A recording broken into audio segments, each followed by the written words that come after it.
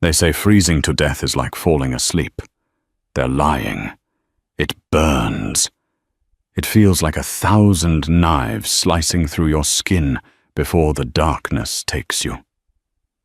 Cassidy thought she was just saving a helpless child from the icy Chicago River. She didn't know that the boy drowning in the dark water was the heir to the Valenti crime family. She didn't know that pulling him out would drag her under, into a world of silencers, billion-dollar secrets, and a man who could burn the city to the ground for his son. She saved the boy's life, but she was about to find out. That might have been her fatal mistake. This is the drowning debt. The receipt crumbled in Cassidy Sullivan's hand. $48. That was her take-home for a double shift at Jerry's Diner on 35th Street. It wasn't enough to cover the heating bill, let alone the rent that was 3 weeks overdue. The Chicago wind in November was a physical assault. It whipped off Lake Michigan, cutting through her threadbare denim jacket and biting into her skin. Cassidy adjusted her scarf, ducking her head as she walked along the Wacker Drive bridge. It was 2 a.m. The city was asleep, save for the distant hum of traffic on the I-90 and the occasional siren wailing like a dying animal in the distance. She stopped for a moment, looking over the railing at the Chicago River. It looked like black oil, churning silently below.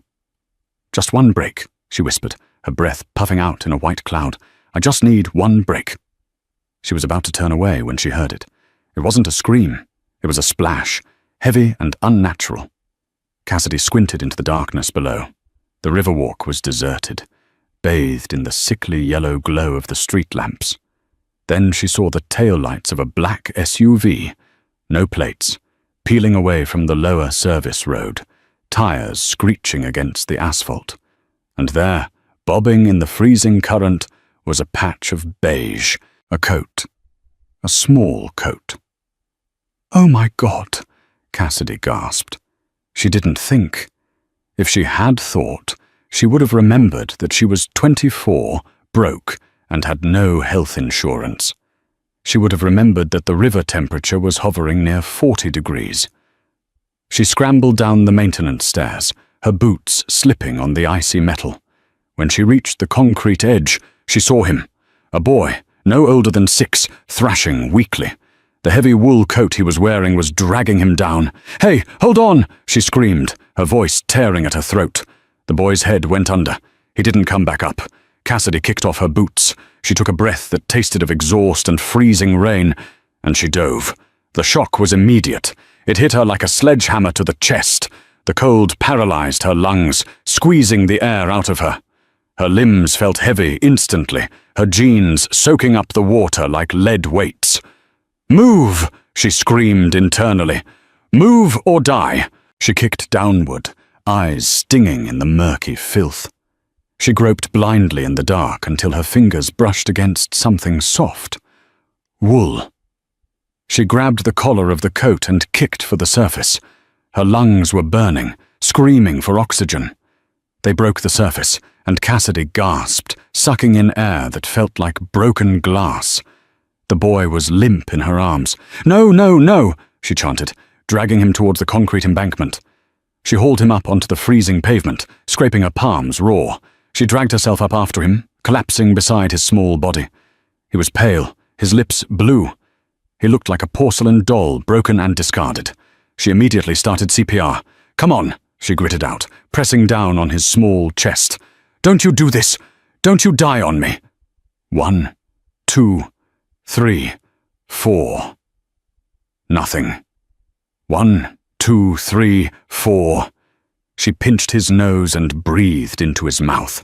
The taste of river water and copper filled her senses. "Breathe! Dish!" She screamed, tears of frustration and cold freezing on her cheeks. "Breathe, damn it!" A convulsion shook the small body. The boy gagged, turned his head, and retched water onto the concrete. Cassidy fell back, sobbing with relief. Okay, you're good. I got you." The boy looked at her. His eyes were dark, terrified, and incredibly old for a child's face. He didn't speak. He didn't cry. He just shivered violently. Cassidy pulled him into her lap, trying to share her body heat, though she had none left to give. She fumbled for a phone in her wet pocket. Dead. Waterlogged. "Help!" she screamed toward the bridge above. "Someone help!" Minutes felt like hours. The boy's shivering was slowing down. A bad sign. Hypothermia was setting in. Cassidy hugged him tighter, rocking him. "Stay awake," she chattered, her teeth clattering together. "What's your name? I'm Cass. Can you tell me your name?" The boy remained silent, his small hand gripping her wet shirt with a strength that surprised her. Finally, lights. Blue and red flashing against the limestone of the bridge. An ambulance siren cut through the night. "Over here!" she yelled, waving a freezing arm. 2 paramedics rushed down the stairs, followed by a police officer. They swarmed the boy, wrapping him in thermal blankets, putting an oxygen mask on his face. "He was under for maybe 30 seconds, Cassidy stammered, her vision blurring. I saw a car drive away." "We got him, Mom," one paramedic said, lifting the boy onto a stretcher. The boy reached out for her, his eyes wide with panic as they pulled him away. "Wait." Cassidy tried to stand, but her legs gave out. The world tilted sideways. The adrenaline crashed, leaving only the cold. "Mom! Mom!" The last thing she saw was the flashing red lights reflecting off the black water before the darkness swallowed her whole. When Cassidy woke up, it was to the smell of antiseptic and the beep of a monitor. She blinked, her eyes gritty. She was in a hospital bed, wearing a scratchy gown. A heavy wool blanket was tucked up to her chin. Northwestern Memorial. She recognized the view out the window. She used to clean floors here 2 years ago. A nurse in blue scrubs bustled in. "Oh, good. You're awake. You gave us a scare, honey. Severe hypothermia." Cassidy sat up, ignoring the headache that throbbed behind her eyes. "The boy," she croaked. Her throat felt like sandpaper. "How is the boy?" The nurse paused, checking Cassidy's IV drip. She frowned. "The boy?" "The kid I pulled out of the river," Cassidy said, urgency rising in her chest. "Is he okay? He was so cold." The nurse looked at her with an expression of genuine confusion. "Honey, you were brought in alone. The police report said a patrol car found you passed out on the Riverwalk. There was no boy." Cassidy froze. "What?" "No, I pulled him out. The paramedics took him first. He was wearing a beige coat." "Burberry, I think." The nurse patted her hand patronizingly.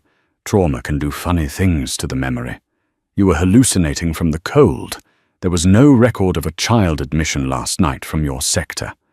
"I'm not crazy," Cassidy snapped, ripping the tape off her hand to adjust the IV. "He was there. I did CPR on him. Miss Sullivan, please calm down, or I'll have to call security," the nurse said firmly. "Rest. You're lucky to be alive." The nurse left the room. Cassidy sat in the silence, her heart pounding against her ribs. She looked at her hands. They were scraped raw, the skin red and angry. She closed her eyes and she could still feel the weight of him, the smell of the expensive wool, the terror in those dark eyes. She wasn't crazy. She swung her legs out of bed. She needed to leave. She needed to find out what happened. As she reached for her clothes, which were folded neatly on a chair, a small piece of paper fluttered to the floor. It must have been tucked into the pocket of her jeans, which were now dry and stiff. Cassidy picked it up. It wasn't paper. It was a card. Heavy, cream-colored stock. Expensive. There was no name. Just a symbol embossed in black ink, a wolf with a dagger in its jaws, and a phone number written in sharp, angular handwriting.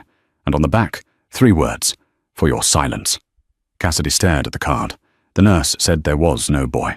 The police report said she was alone. But someone had put this in her pocket while she was unconscious. She wasn't crazy. She had saved someone important.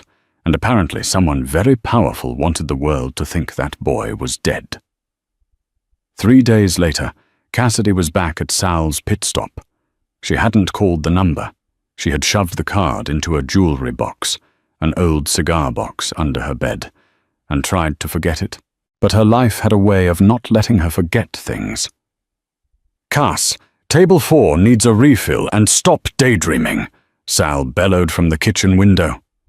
Sal was a sweaty man who smelled of onions and old grease. "On it, Sal," Cassidy muttered, grabbing the coffee pot. She felt like she was being watched. She had felt it ever since she left the hospital, a prickly sensation on the back of her neck. When she walked home, she saw cars slowing down. When she was in her apartment, she heard footsteps in the hallway that stopped right outside her door. She poured coffee for a trucker who winked at her. She ignored him. As she turned to head back to the counter, the bell above the diner door jingled. The noise in the diner didn't stop, but the atmosphere changed instantly. It was as if the air pressure dropped. 2 men walked in. They were out of place. Sal's was a place for flannel shirts, work boots, and desperation. These men wore suits that cost more than the building. Italian cut, charcoal grey, tailored to hide the holsters Cassidy knew were there. They didn't look for a table. They looked at her. One of them, a mountain of a man with a scar running through his left eyebrow, walked straight to the counter. "Cassidy Sullivan?" he asked. His voice was like gravel grinding together. "Who's asking?" Cassidy gripped the coffee pot handle tighter, using it as a shield. "Our employer would like a word," the man said. It wasn't a request. "I'm on shift," Cassidy said, trying to keep her voice steady. "And I don't know your employer." "He knows you," the man said. "He knows you went swimming the other night." Cassidy's blood ran cold. The diner suddenly felt very small. Sal poked his head out of the kitchen, saw the suits, saw the grim expressions, and immediately ducked back in. "Coward," she thought. "I don't want any trouble," Cassidy whispered. "Then come with us," the man said. "The car is outside." She looked out the grease-stained window. A matte black Mercedes G-Wagon was idling at the curb. "And if I say no," the man smiled, but it didn't reach his eyes. "Miss Sullivan, you hold a debt. We are just here to collect." She knew then that she didn't have a choice. If they wanted to hurt her, they would have done it already.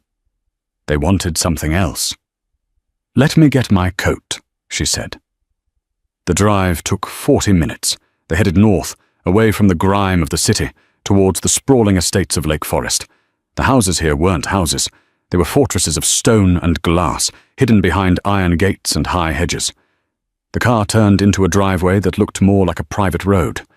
They passed a security checkpoint, where armed guards nodded at the driver. The estate that came into view was terrifyingly beautiful. It was a modern, Gothic manor, dark stone and sharp angles looming against the grey sky. The car stopped. The scarred man opened her door. Inside, library. Second door on the left. "Oh!" Cassidy walked up the steps, her heart hammering against her ribs like a trapped bird. The front doors opened before she touched them. The interior was vast, cold and silent. Marble floors reflected her cheap sneakers. She walked to the library, took a deep breath, and pushed the door open. The room was lined with floor-to-ceiling bookshelves. A fire roared in a massive stone hearth, the only source of warmth in the house. Standing by the window with his back to her was a man. He was tall, with broad shoulders that strained against his white dress shirt. He held a tumbler of amber liquid in one hand. "Sit," he commanded. His voice was low, baritone, and vibrated through the room. Cassidy remained standing. "I prefer to stand." The man turned around. Cassidy's breath hitched. He was devastatingly handsome, in a way that was almost painful to look at. High cheekbones, a sharp jawline covered in a shadow of stubble, and eyes that were the color of storm clouds, grey and turbulent. But his face was etched with exhaustion and a simmering, controlled rage. This was Dante Valenti. She knew the face. Everyone in Chicago knew the face, though usually it was on the news regarding alleged racketeering charges that never stuck, or charity galas that were fronts for money laundering. The head of the Valenti crime syndicate, the Capo Dei Capi.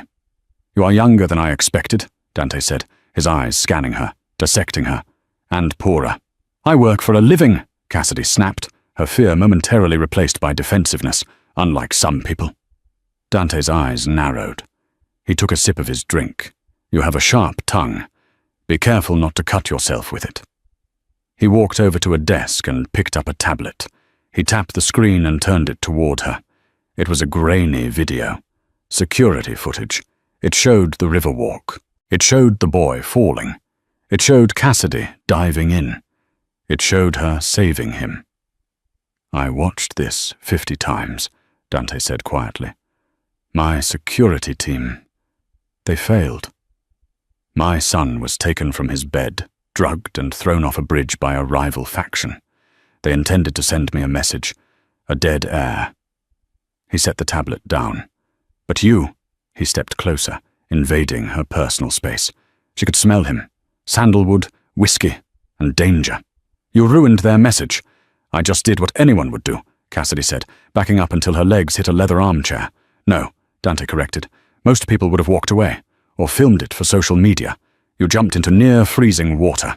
Where is he? Cassidy asked. The boy, Leo? She remembered seeing the name in the papers years ago. Dante's expression softened, just for a fraction of a second. He is alive. Physically, he is recovering. Mentally. He trailed off, the mask of the cold boss slipping. He has not spoken a word since that night.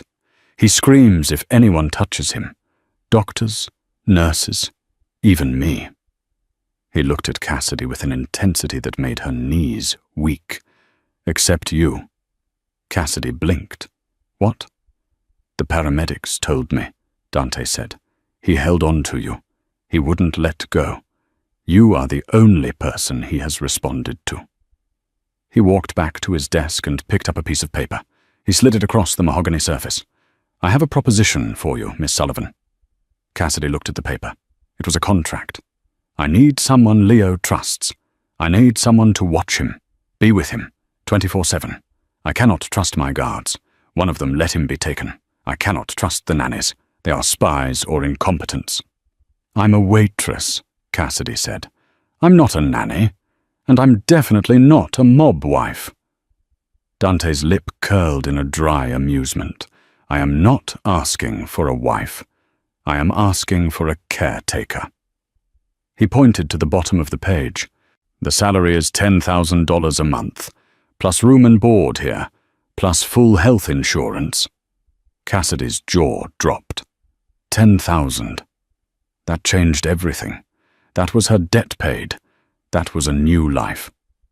And if I refuse, then you leave, Dante said coldly, and you go back to your diner and your overdue rent and your empty life, and you hope that the men who threw my son off that bridge don't find out that you are the witness who saw their car. The threat hung in the air. It wasn't a threat from him. It was a statement of fact. She was already involved. Why me? She asked softly. Because you saved him, Dante said, his voice dropping to a whisper, and because I owe you a debt. A Valenti always pays his debts. Cassidy looked at the contract. She looked at Dante, this dangerous, broken man. She thought of the little boy with the terrified eyes. She picked up the pen. I have conditions, she said. Dante raised an eyebrow. You are in no position to negotiate, Miss Sullivan. I want no guns around the boy, she said firmly, and I want to be able to leave the property on weekends. Dante studied her for a long moment. Then he nodded once. Agreed. Cassidy signed her name. Welcome to the family, Cassidy, Dante said. The way he said her name, like it was a secret he was keeping, sent a shiver down her spine. Now come. Leo is waiting. The Valenti estate was beautiful, but it was a tomb. That was Cassidy's first assessment after 48 hours inside the walls. The floors were marble that chilled her feet through her socks.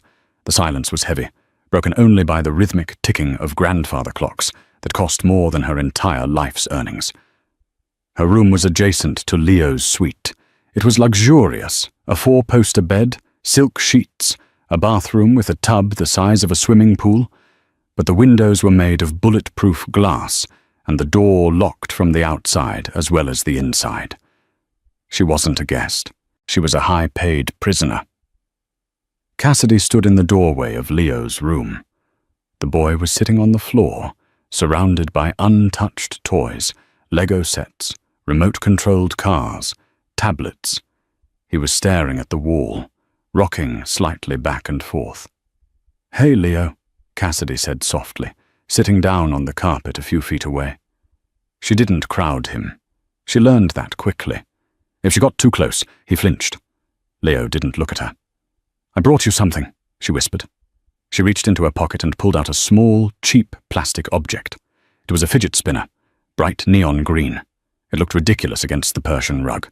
"Found it in my bag. Used to help me think when the diner got loud." She spun it. Whirr! The sound cut through the silence. Leo stopped rocking. His dark eyes flickered towards the spinning green blur. "You can try it," she said, sliding it across the floor. He stared at it until it stopped spinning. Then, with a trembling hand, he reached out. He flicked it. It spun again. A tiny, almost imperceptible breath of relief escaped him. "Mrs. Sullivan?" Cassidy jumped. A woman was standing in the doorway. It was Greta, the head housekeeper. She was a severe woman in her 60s, with hair pulled back so tight it looked painful. She looked at Cassidy with thinly veiled disdain.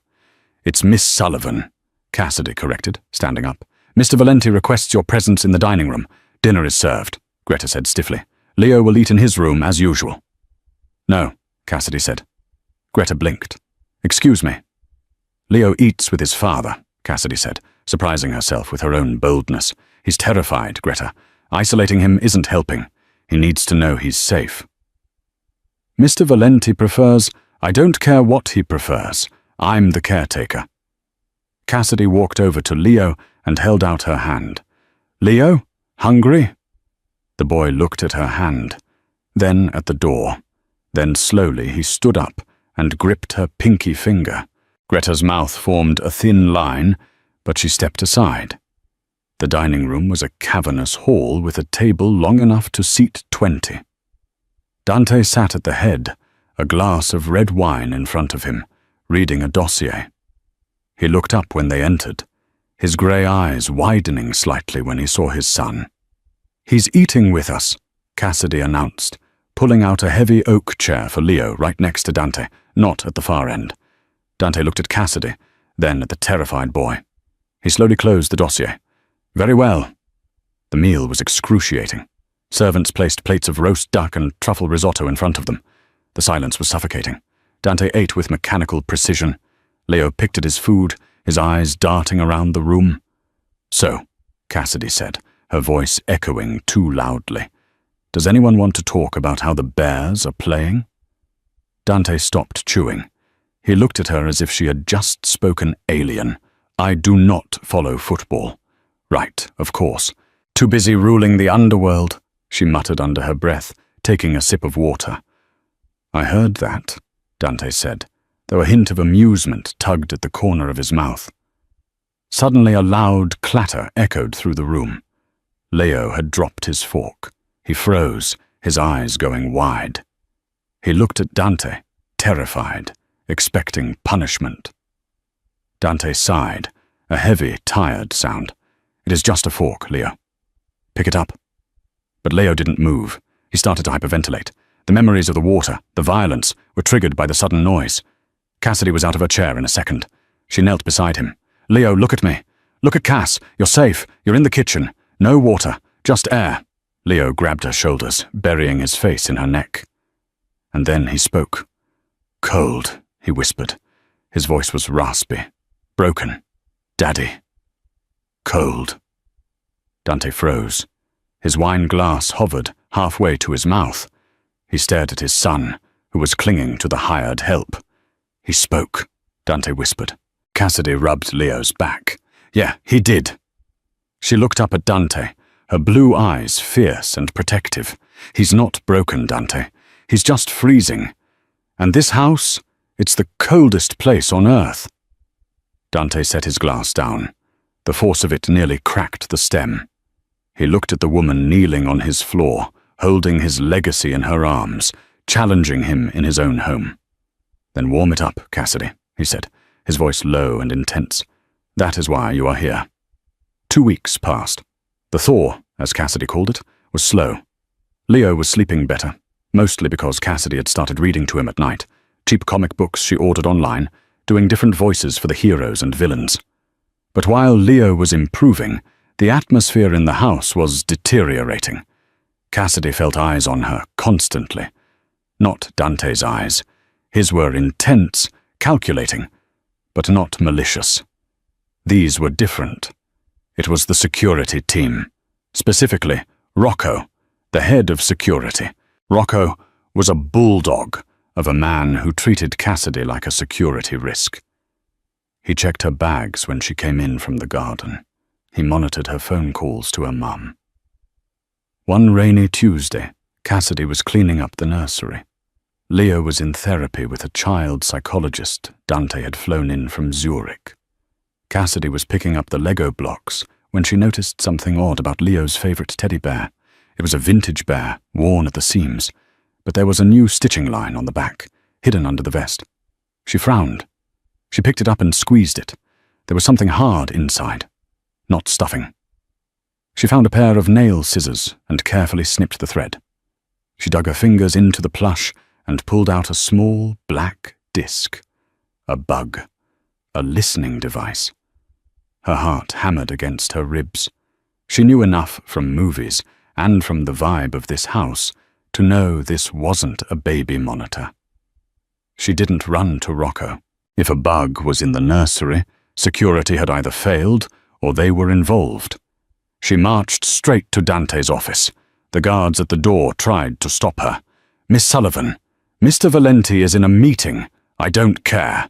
Cassidy shoved past them and threw the double doors open.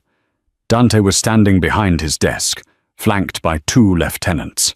He looked up, fury flashing in his eyes at the interruption. "Cassidy, this better be life or death." "It might be," she said. She walked up to his desk and slammed the black disc down on the mahogany. "I found this in Leo's bear." The room went deathly silent. Dante looked at the device. His face didn't change, but the temperature in the room seemed to drop 10 degrees. He looked at his lieutenants. "Leave us." "Boss!" one started. "Out!" Dante roared. The men scrambled out. Dante picked up the device. He examined it with a terrifying familiarity. "It's a long-range transmitter," he said quietly. "Sophisticated. Not police. This is cartel tech."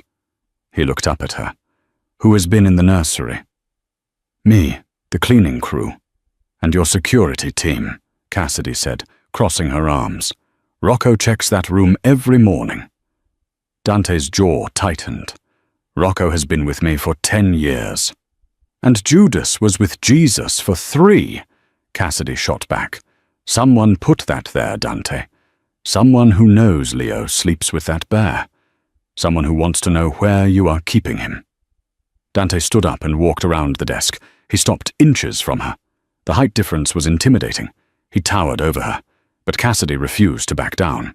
"You are accusing my head of security of treason," Dante said softly. "I'm accusing someone of targeting a 6-year-old boy," Cassidy hissed. "And I don't care about your loyalty codes or your omerta. I care that Leo is safe, and right now, he's sleeping with a target on his back." Dante stared at her. For a moment, she thought he might strike her or fire her. Instead, he reached out and tucked a stray strand of hair behind her ear. His fingers were rough, warm, and the touch sent a shockwave of electricity through her body that had nothing to do with fear.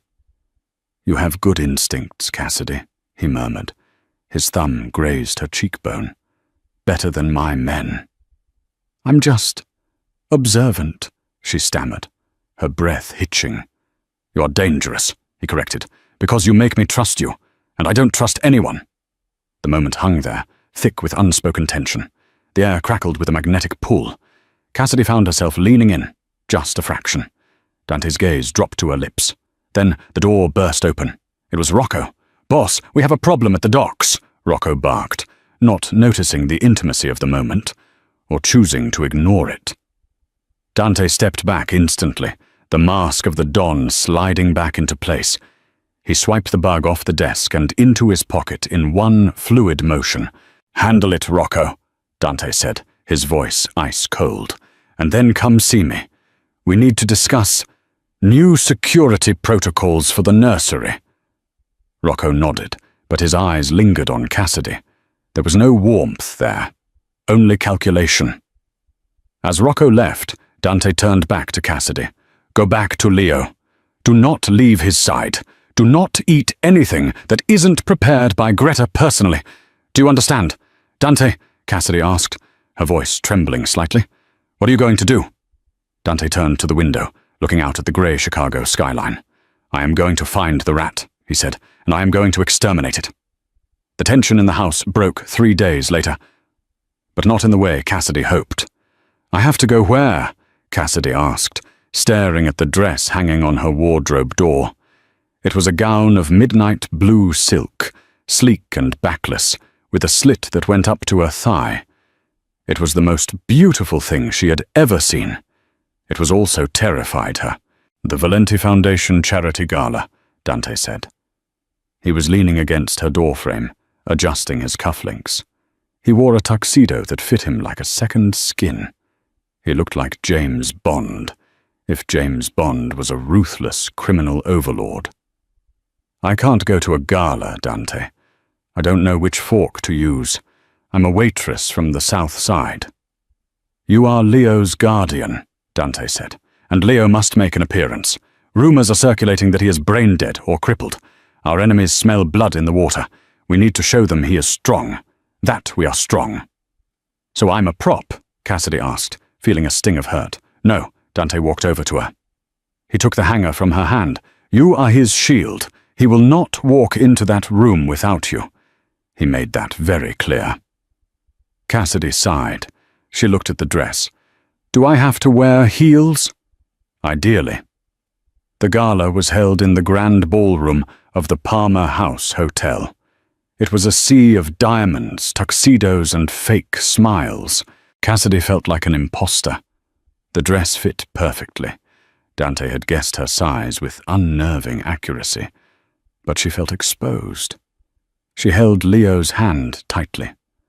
The boy was wearing a miniature tuxedo, looking adorable but pale.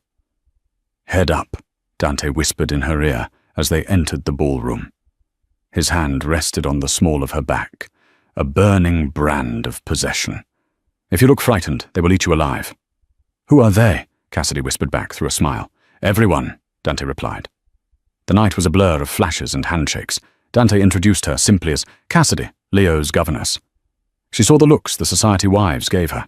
Judgmental, curious, jealous. She saw the looks the men gave her. Hungry. Dante stayed close, his presence a dark barrier between her and the world. Around 10 p.m., the crowd parted. A man approached. He was older than Dante, with silver hair and a face that looked like it was carved from granite. "Dante," the man said, spreading his arms. "So good to see the boy is functional." "Salvatore." Dante nodded, his body tensing. "He is better than functional. He is thriving." This was Salvatore Moretti, the rival boss, the man Dante suspected of ordering the hit. Salvatore looked down at Leo. "Hello, little one. You remember Uncle Sal?"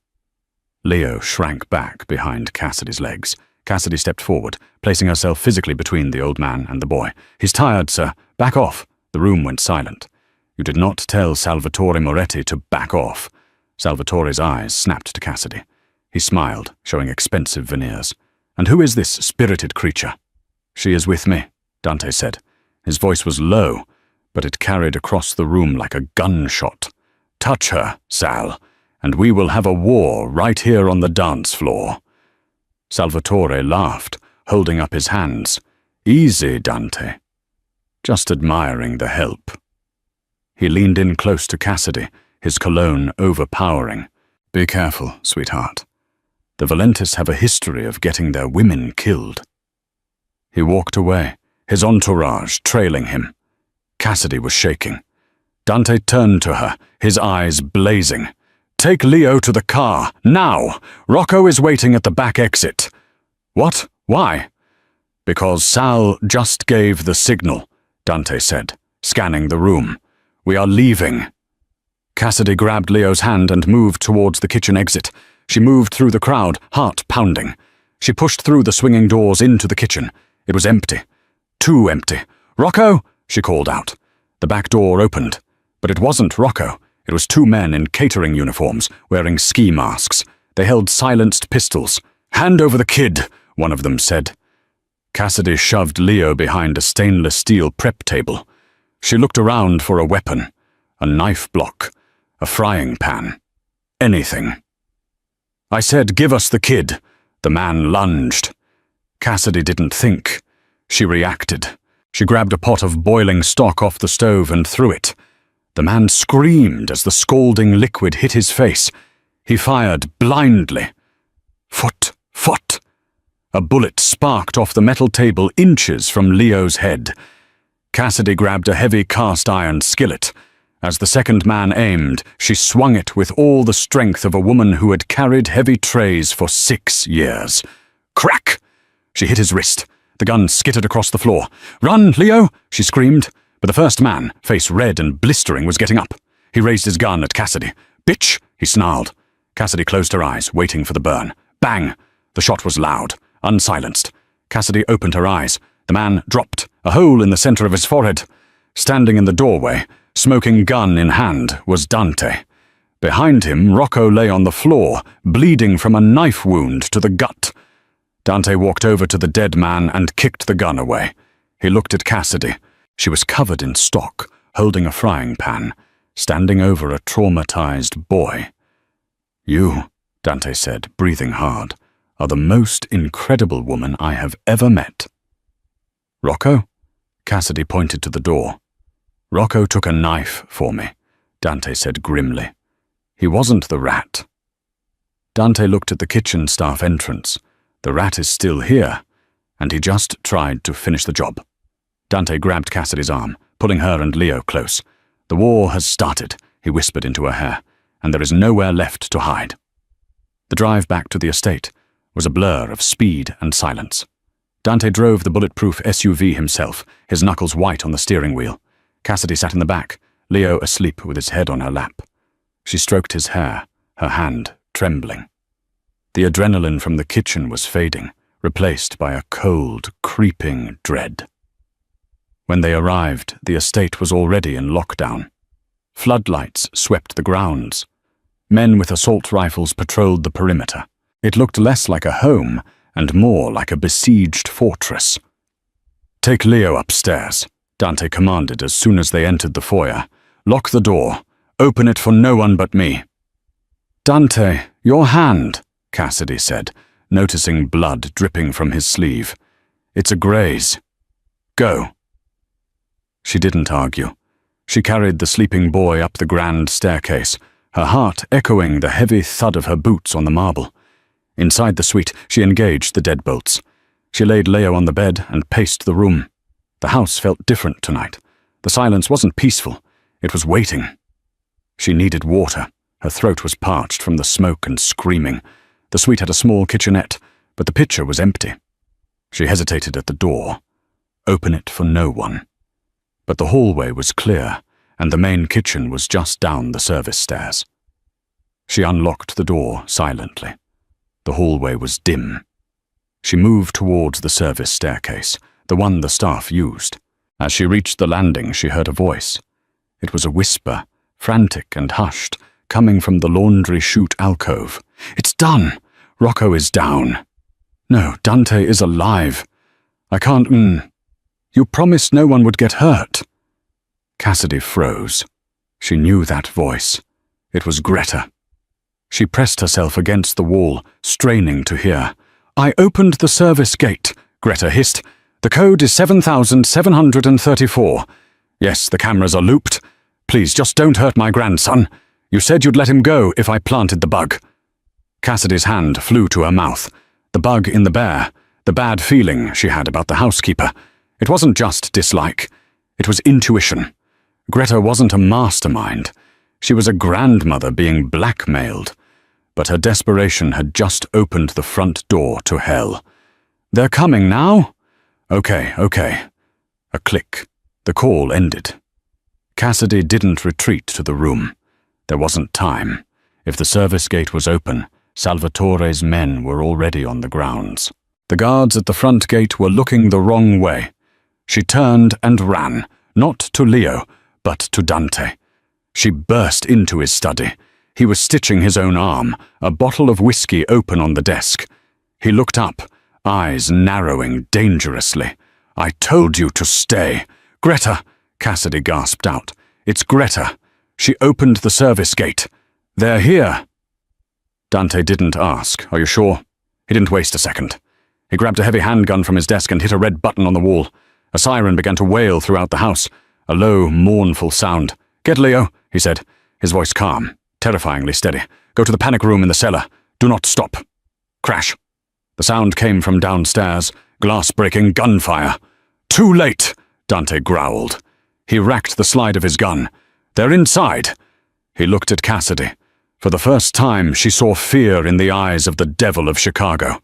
Not for himself, but for her. "Stay behind me," he ordered. "If I fall, you pick up the gun, and you shoot anything that isn't me or Leo. Can you do that?" Cassidy thought of the boy upstairs. She thought of the man standing in front of her, bleeding for his family. "Yes," she said. They moved into the hallway. It was chaos. The lights had been cut, the corridor lit only by the muzzle flashes of gunfire erupting from the foyer below. "Leo!" Cassidy screamed, sprinting toward the bedroom. She reached the door. It was ajar. Her blood turned to ice. She had locked it. "Leo!" She burst into the room. The bed was empty. The window was open, the cold November wind billowing the curtains.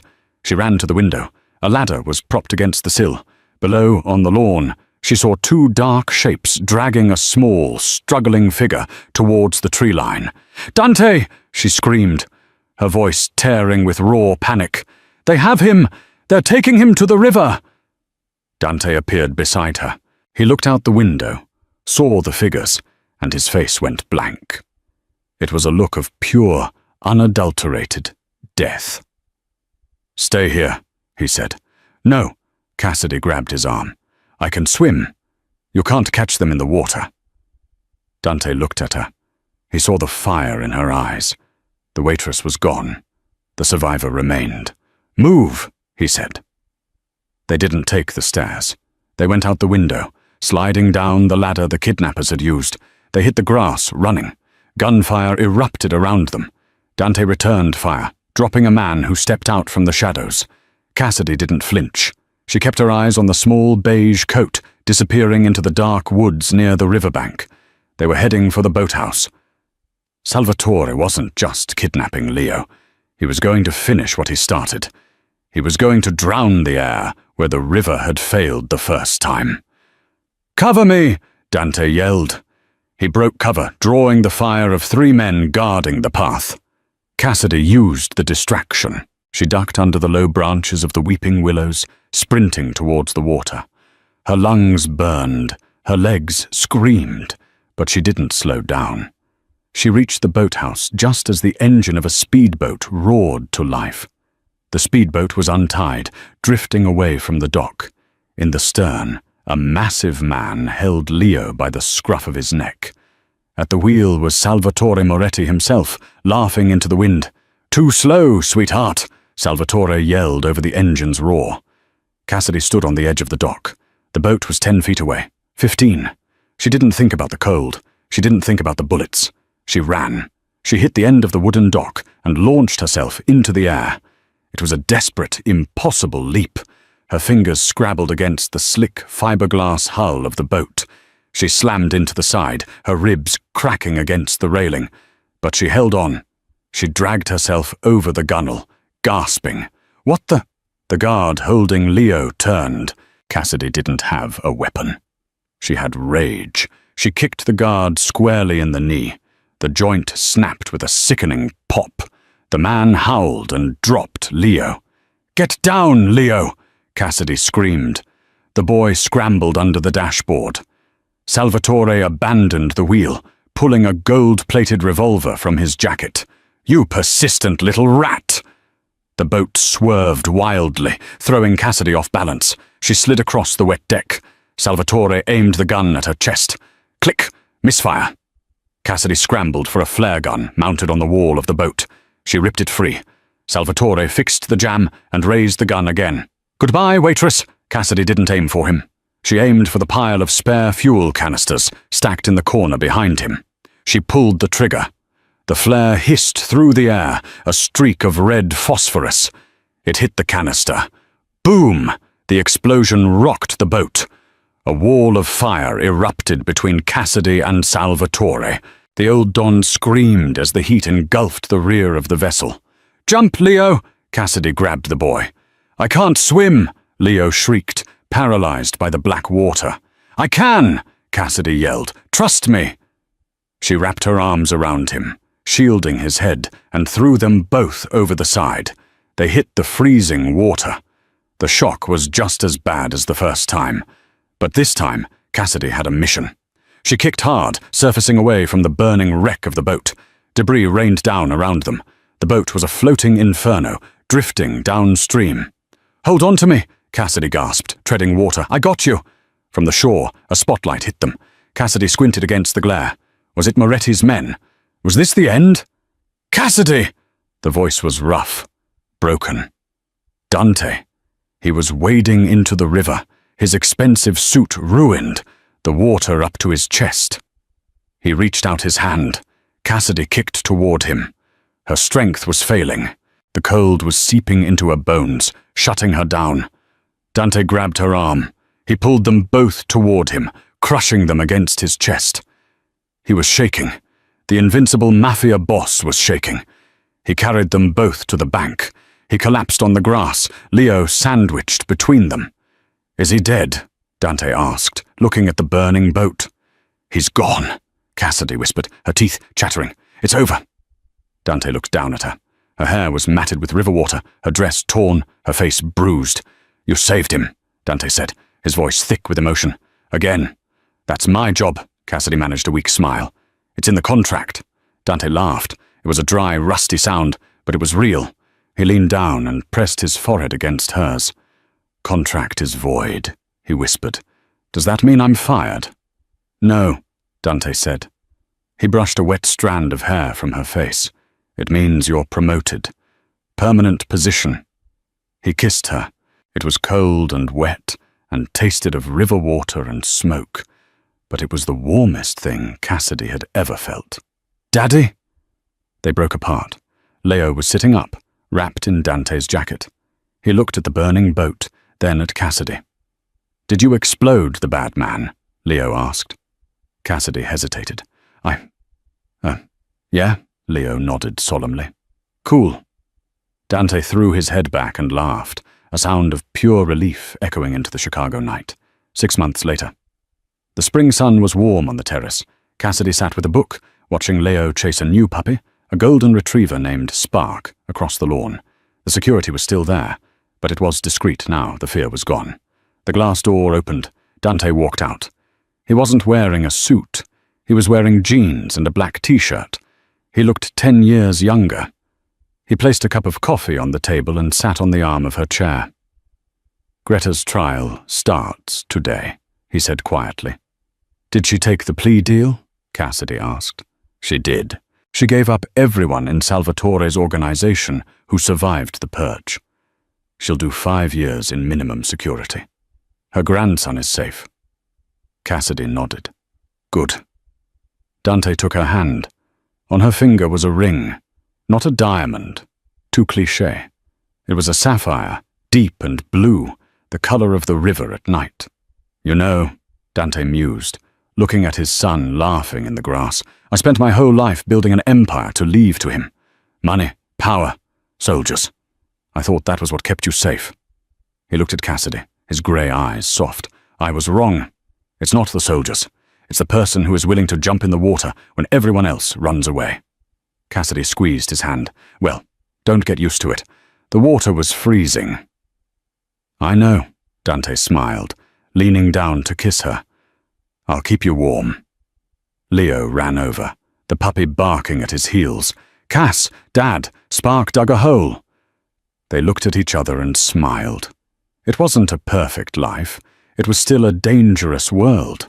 But as Cassidy looked at the two Valenti men, she knew one thing for sure. They would never drown again. And that is the story of the drowning debt. What did you think? Did Cassidy make the right choice staying with Dante? Or should she have taken the money and run? Let me know in the comments below. I read every single one. If you enjoyed this twisty mafia romance, please smash that like button. It really helps the channel grow. And if you haven't already, hit subscribe and ring the notification bell so you never miss a new story. I post new dramas every Tuesday and Friday. Thanks for watching, and I'll see you in the next video.